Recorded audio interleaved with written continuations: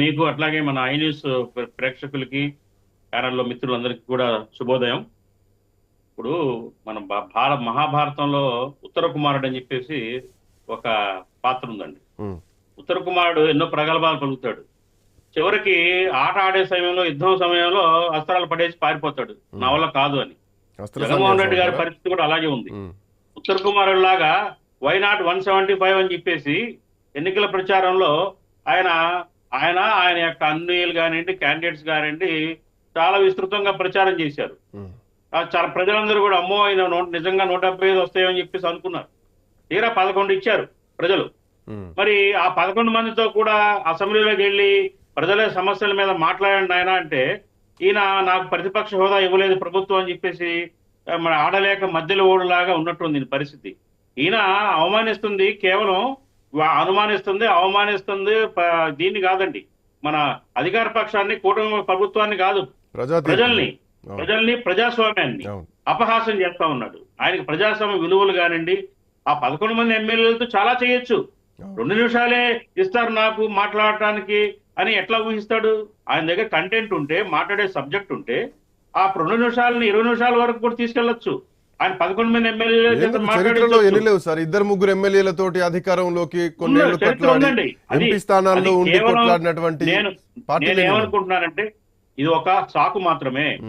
నాకు ప్రతిపక్ష హోదా ఇవ్వలేదని అలగటం అనేది ఒక సాకు.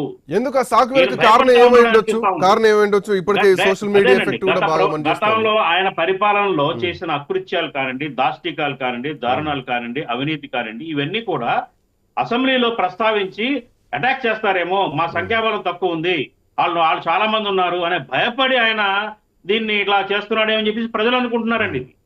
కాబట్టి ఆ ప్రజలు అనుకునే దానికి కాదు, నేను వీరుణ్ణి, పోరాట యోధుణ్ణి అని నిరూపించుకోవాలంటే ఆయన అసెంబ్లీలో రావాలి, మాట్లాడాలి.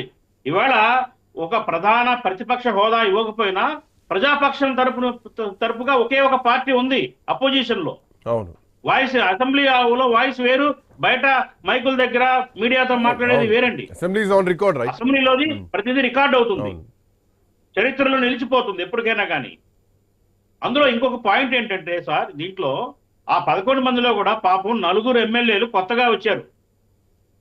వాళ్ళు ఎంతో ఊళ్ళూరుతా ఉన్నారు. అధ్యక్ష అని అది అసెంబ్లీలో తొలిసారిగా పిలిచి మాట్లాడాలి, నియోజకవర్గ సమస్యలు చెప్పాలి అని. పాపం వాళ్ళ యొక్క ఆశల్ని అడియాసలు చేయటం, వాళ్ళ హక్కుల్ని కాలరాయటం. ఎట్లా వీళ్ళు రేపు పొద్దున మళ్ళీ ఎలక్షన్లోకి వెళ్ళి మాకు ఓట్లు వేయండి అని అడుగుతారండి? అడగలుగుతారు? రేపు ఓట్ల కోసం మళ్ళీ వచ్చే ఎన్నికల్లోకి వెళ్తే ప్రజలు ఏమంటారు? మొన్న మిమ్మల్ని గెలిపిస్తే మీరేమి ఏం చేశారయ్యా, అసెంబ్లీలోకి కూడా వెళ్ళలేకపోయారు, భయపడి పారిపోయారు, మీకు ఎందుకు ఓట్లు వేయాలి అని అడగరా? ఇది ఆయన బాధ్యతల్ని విస్మరించడమే అని నేను అనుకుంటా ఉన్నాను. కాబట్టి ఆయన చేస్తున్న తప్పు. ఇప్పటికైనా కానీ ఆయన మనస్తత్వాన్ని మార్చుకొని, మైండ్ సెట్ మార్చుకొని అసెంబ్లీలోకి పోరాటం చేయమనండి.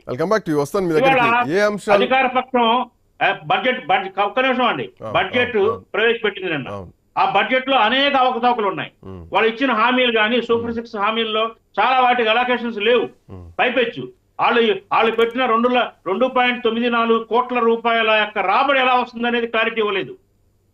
సో ఇవన్నీ అడగడానికి ప్రతిపక్షానికి ఒక వేదిక, అది కరెక్ట్ సమయం. సమయాన్ని వాడుకోవడంలో వాళ్ళు విఫలమవుతున్నారు. అది ఎగ్జాక్ట్లీ. కిషోర్ గారు 2 నిమిషాల్లో చాలా సబ్జెక్ట్ చెప్పొచ్చండి. చాలా చెప్పొచ్చు. 2 నిమిషాలు ఇస్తారని ఎట్లా ఊహిస్తారు? అయ్యన్న పాత్రుడు అవమానిస్తాడంటారు కొంతమంది. అయ్యన్న పాత్రుడు ఒక గతంలో వేరు, ఇవాళ ఆయన స్పీకర్ స్థానంలో ఉన్నాడు. అవమానించింది అది ఏం జరుగుతుంది సెకండరీ. మనం ముందే ఊహించి ఏదో జరుగుతుంది కావచ్చు అని చెప్పేసి ఇంట్లో కూర్చుంటే అయ్యన్న పాత్రుడు వాళ్ళకి అధికార పార్టీ వాళ్ళకి అవకాశం ఇచ్చినట్టు అవుతుంది కదా కిషోర్ గారు. అసెంబ్లీకి అవకాశం ఇచ్చినట్టు అవుతుంది. ఇప్పుడు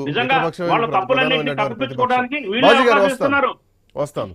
సో చాలా అంశాలు పరిగణలో ఉన్నాయి. ఒకవైపు జగన్మోహన్ రెడ్డి అసెంబ్లీకి ఎందుకు రావట్లేదు, సరే మీరు రమ్మనే అంటారు, మీరు వద్దని లేదు, బట్ ప్రతిపక్ష హోదా ఇవ్వలేదు కాబట్టే రాలేకపోతున్నా అనేది ఒక సాకు ప్రతిపక్ష నాయకుడు చూపిస్తున్నారు. సో దీని తర్వాత ఇంకా అంశాలు కూడా మాట్లాడేవి ఉన్నాయి. సోషల్ మీడియా అంశం కూడా చాలా ప్రధానంగా ఈరోజు చర్చలోకి తీసుకురావాల్సినటువంటి అవసరం ఉంది. దీనిపైన మీరు మాట్లాడితే విల్ డిస్కస్ ఆన్ ఇట్.